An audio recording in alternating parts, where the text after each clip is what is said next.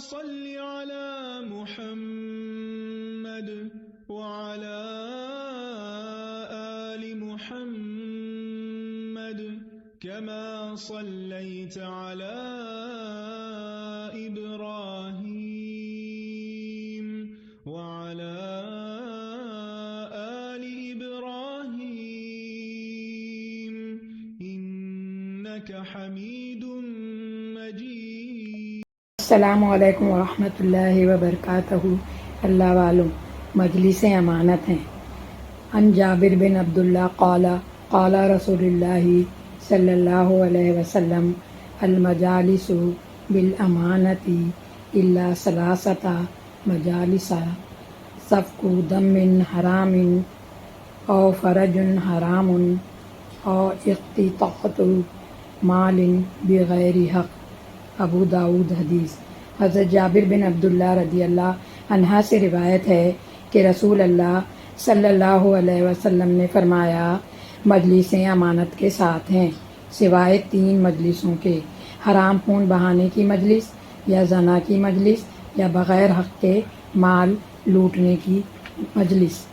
المجالس و مجلسیں بالامانتی امانت ہیں، الا سوائے مگر ثلاثۃ 3: سفک بہانا، دم من خون، حرام کسی بے گناہ کا، او یا فرج شرمگاہ، حرام جو حرام ہوئے اسے حلال کر لینا، اقتطاعۃ لوٹ لینا، قبضے میں کر لینا، مالن کوئی مال، بغیر حق کسی کے حق کے۔ میرے نبی صلی اللہ علیہ وسلم کی بات ہمیں گھریلو، خاندانی، جماعتی، معاشرتی زندگی میں کتنا سکون دیتی ہیں۔ وہ جو عزیز علیکم ما عنتم ہے، اس نے ہمیں ہر وہ بات سکھا دی ہے کہ اگر اس پر عمل کریں تو پریشانی آ ہی نہیں سکتی۔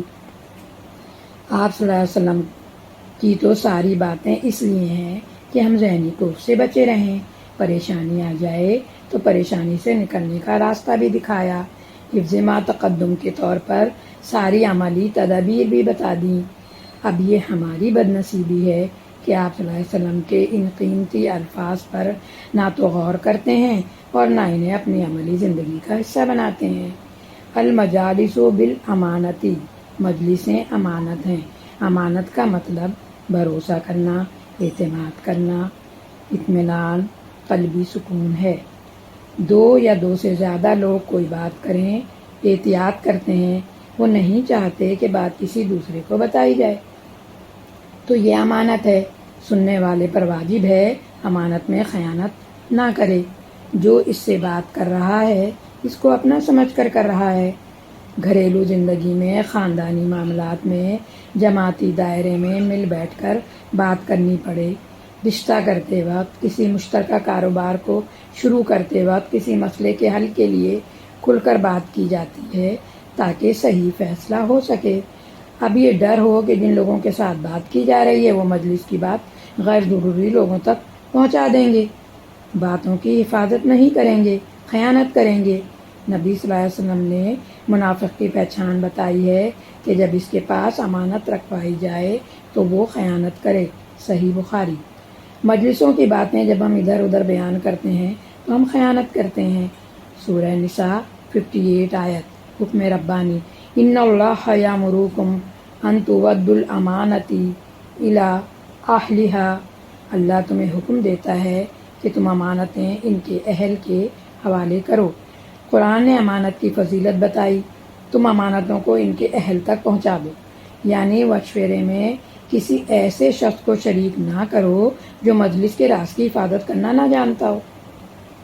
ہم پیارے رسول صلی اللہ علیہ وسلم کی باتوں کو اہمیت نہیں دیتے، پھر زندگی میں نقصانات برداشت کرتے ہیں۔ جہاں ہماری بات محفوظ نہیں، کیسے دیانتداری سے اپنی رائے دے سکیں گے؟ جب محفل میں کی گئی باتیں ہر جگہ پھیلائی جا رہی ہوں تو بے اعتمادی پیدا ہوگی، کینہ، بغض، فساد ہوگا۔ جب مجلس کی بات باہر آئے گی، اچھا فلاں نے میرے پروگرام کی مخالفت کی تھی، مجلس کے مشورے عام لوگوں تک آ جائیں گے تو خیر کا کام نہیں ہو سکے گا۔ مجلس کی باتوں کی حفاظت نہ کر کے ہم نے کوئی خیر کا کام نہیں کیا۔ ہم نے شیطان کی خدمت کی، وہ چاہتا ہی یہ ہے کہ تمہارے درمیان پھوٹ ڈال دے۔ سورہ مائدہ آیت 91۔ انما یرید الشیطان ان یوقع بینکم العداوۃ والبغضاء۔ مجالس میں کئی اہم فیصلے ہوتے ہیں، لوگوں کو پہلے سے معلوم ہو جائیں تو رکاوٹیں ڈالیں گے، حوصلے پست کریں گے۔ ضروریات کی تکمیل کے لیے انہیں خفیہ رکھنے سے مدد لو۔ امانت میں خیانت ہے کسی کی راز کی بات دوسرے کو بتانا۔ اس حدیث میں رسول صلی اللہ علیہ وسلم نے فرمایا مجلسیں امانت ہیں سوائے 3 مجلسوں کے، ایک وہ جس میں ناحق خون بہانے کا مشورہ ہو رہا ہو، دوسری وہ جس میں کسی کے مال کو ناحق لوٹنے کا مشورہ ہو، تیسری وہ مجلس جس میں بدکاری کا مشورہ ہو رہا ہو۔ آپ جس مجلس میں بیٹھے ہیں وہاں کی بات امانت ہے سوائے 3 مجلسوں کے۔ جس مجلس میں کسی کو قتل کرنے کا مشورہ ہو یہ امانت نہیں ہوتی۔ مسلمان کی جان بچانا ضروری ہے۔ جس مجلس میں کسی کا مال چھیننے کی بات ہو رہی ہے یہ مجلس امانت نہیں ہے، مال بچاؤ۔ جس مجلس میں کسی مومن کی عزت خراب کرنے کی بات ہو رہی ہو، کسی عورت کو بے عزت کرنے کی بات ہو رہی ہو، یہ مجلس امانت نہیں ہے۔ عزت، مال، جان کی بات ہوگی، کسی کی عزت لوٹ لو، کسی کو مار دو، کسی کا مال چھین لو تو مومن یہ نہیں کریں گے۔ تو اللہ ہمیں ان امانتوں کی حفاظت کرنے کی توفیق عطا فرمائے۔ علماء کہتے ہیں امانت دار وہ ہے جس کی سوچ میں امن ہو، جس کے قول سے سکون ہو، جس کے عمل سے اطمینان ہو، جس کے وعدوں پر اعتبار ہو، بھروسہ ہو، جو اللہ کی مرضی کے مطابق کام کرتا ہو، یہ امانت داری ہے۔ جس حکم کا اللہ نے لوگوں کو پابند کر دیا وہ امانت ہے۔ آپ صلی اللہ علیہ وسلم نے فرمایا جو قوم امانت میں خیانت کرتی ہے اس قوم میں خانہ جنگی ہو جاتی ہے۔ حدیث میں فرمایا امانت دار قیامت میں نور کے منبر پر ہوں گے۔ آپ صلی اللہ علیہ وسلم نے فرمایا جو سچائی، امانت، اچھا اخلاق، حلال روزی اختیار کرتا ہے وہ خوش نصیب ہے۔ صحابہ کرام امانت دار تھے۔ جتنے اس حدیث کو سن رہے ہیں اللہ آپ کو اور آپ کی اولادوں کو امانت دار بنائے اور مجھے بھی امانت دار بنائے، آمین۔